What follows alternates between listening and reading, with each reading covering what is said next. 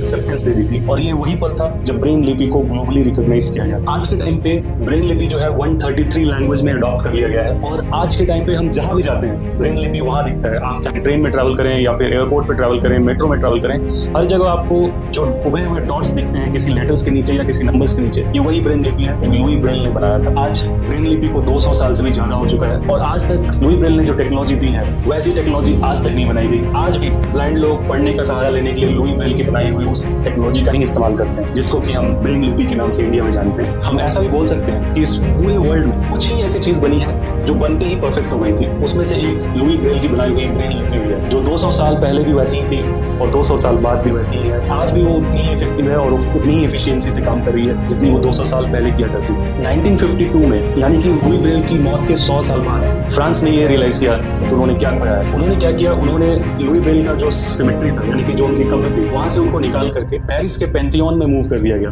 ये पैंथियन वही जगह है जहां पर पेरिस के greatest heroes, when I mean heroes it means कि जो नेशंस के लिए बहुत कुछ कर जाते हैं उनको दफनाया जाता है, वहां पर लुई ब्रेल की कब्र को वापस मूव किया गया। हर साल 4 जनवरी को लुई ब्रेल के बर्थडे के दिन पूरी दुनिया वर्ल्ड ब्रेली डे सेलिब्रेट करती है। एनसाइक्लोपीडिया ब्रिटानिया ने उनके इस इन्वेंशन को 100 मोस्ट इन्फ्लुएंशियल इन्वेंशन के रूप में स्वीकार किया है। उनके देश ने उनके नाम पे कॉइन्स निकाले हैं। एक स्टुअर्ट था 9969 था, उसको ब्रेली के नाम से रीनेम किया गया। लेकिन उनकी असली लेगेसी इस बात में नहीं है कि उन्होंने क्या पाया और उनका नाम कहाँ मेंशन है। उनकी असली लेगेसी इस बात पे है कि आज भी उनके आविष्कार के 200 साल बाद भी जब कोई अंधा बच्चा पढ़ सकता है, कोई अंधा बच्चा म्यूजिशियन बन सकता है, कोई अंधा बच्चा IAS निकाल सकता है, तो ये सिर्फ और सिर्फ पॉसिबल है एक ऐसे व्यक्ति की वजह से जो अपने अंतिम समय में ये सोचते हुए मरा कि उसका बनाया हुआ आविष्कार फेल हो चुका है।